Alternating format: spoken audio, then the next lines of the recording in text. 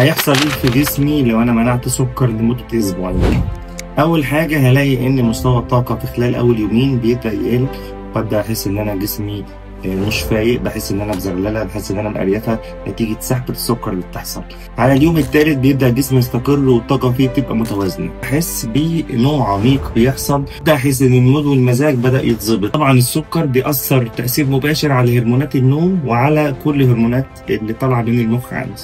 ده هيترجم على طول ان انا اقل توتر واقل عصبيه وبقى نومي اعمق كتير. على اليوم الخامس هلاقي جسمي بدا يتاقلم، وهلاقي انه اشتهاء السكر بدا يقل، وهلاقي ان جسمي بدا يحصل في عدم كريفنج للسكر وعدم كريفنج للحلويات. الحاجة المهمة قوي بقى وكل اللي عندهم مشاكل في الجهاز الهضمي، بعد أول أسبوع هلاقي إن مشاكل المعدة والانتفاخات والغازات بدأت تقل تماما، لأن السكر بيبقى العامل الأساسي والمحفز لكل البكتيريا. لما بقللوا البكتيريا دي بتقل، فبلاقي إنه بيحصل فيه هدوء تام في هضم وامتصاص حاصل لمعدة وقولون.